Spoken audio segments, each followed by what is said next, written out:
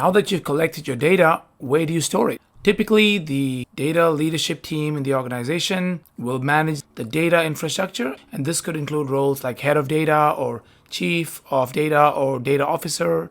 But it is good for a product manager to understand how the data is stored. So let's cover some key terms relating to what happens to your data after it's collected. Generally, most data in organizations is not unified or stored in one place. It's usually found in different locations across the company and in silos, which can make it really difficult to gather, process, clean, and manipulate your data. And data is generally stored in a database, and a database contains real-time information relating to your product, and it is used to process the transactions made in the product, such as the actions the user takes. And for most organizations, they have multiple databases for different areas of the business, and the way data is stored is central to your ability to easily access it. And as organizations develop their storage strategies for machine learning purposes, they are faced with two main challenges: how to store data and retain it for the long term. And this is where we introduce the concept of the data warehouse and the data lake. A data warehouse is a system that brings together data from multiple sources in the organization so that it can be analyzed. And unlike a database, the data is not updated in real time. Rather, it is historical based on the last time you pulled it from the database. And the data engineers in your organization will use ETL systems or extract transfer load systems to extract the data from the databases and transform it from raw data to ready to digest data and then load it into the data warehouse. And data warehouses are generally pulled together with a specific intention in mind. For example, a data warehouse might be pulled together with the goal of using it to do pricing analysis. So the data warehouse is quite focused in terms of its intention. In contrast, the data lake is similar to the data warehouse in the sense that it centralizes all the data into one place from multiple databases, but unlike a data warehouse, it's not centralized for a particular purpose. Instead, a data lake is a pool of raw data with unstructured, unfiltered data that is not yet processed for any specific purpose, which makes it the easiest way for many teams to perform a variety of analysis over time. And while data lakes can store massive amounts of data from diverse sources such as non-relational and relational data and web logs and social media feeds, the downside is that gaining insights into connections in real time remains a challenge. And this is where we introduce the third type of technology, which is known as a graph database. In non-technical terms, a graph database really focuses on the relationships. And a graph is composed of two elements, a node and a relationship. And each node represents an entity, and it could be a person or a place or a thing or a category or other piece of data.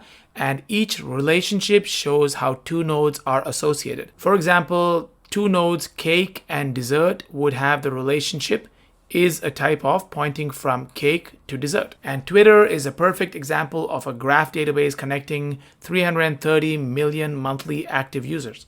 Many companies today are complementing their data lakes by building graph databases on top of it to allow them to uncover relationships and insights in that vast data lake, which would otherwise be unattainable. At some point, the organization has to move active data to a high-performance platform for processing. And this brings us to the second challenge, which is looking at high-performance options. And vendors have released various products that combine the fastest storage systems with machine learning hardware, such as NVIDIA's DGX1 and DGX2. And machine learning workloads have very specific storage requirements. And so some of the factors to consider include scalability. So what is scalability? Well, it is about being able to adapt to growing demands without incurring any major design changes. And scalability and performance are often associated because performance issues are the root cause of scalability issues. And the challenge with machine learning is that it requires organizations to process vast amounts of data, but processing exponentially more data volumes only results in linear improvements in AI models. And so organizations, in order to increase the accuracy of the models, have to collect and store increasingly more data each day. All right, on to the second challenge, which is accessibility. And this is about allowing applications to be able to access the data as needed. Typically, machine learning and training requires the storage system to read and reread entire data sets, usually in a random fashion, and so the data has to be continuously accessible. And this is not really possible using archive systems such as tape.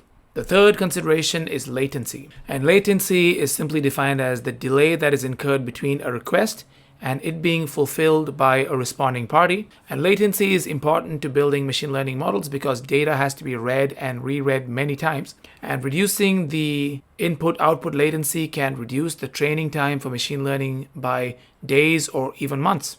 And of course, faster model development will translate directly to greater business advantage. The next consideration is throughput. And throughput, in simple terms, looks at how much data can be transferred from the source to the destination within a given time frame. And naturally, throughput is also critical because training processes use massive amounts of data, often measured in terabytes per hour. And the final consideration is parallel access. And in order to achieve high throughput, machine learning training models will split activity into multiple parallel tasks. And often this means the algorithm has to access the same files from multiple processes, potentially on multiple physical servers at the same time. And the storage system has to be able to cope with the concurrent demand without affecting performance. And of course, these requirements are very specific to high performance systems, and we won't cover the specifics of storage technologies like block-based storage or file-based storage because that is really the realm of the data engineer. And so a product manager just needs to have an understanding of these storage considerations when having discussions with the team. All right, that brings us to the end of this lesson. I will see you soon. Bye for now.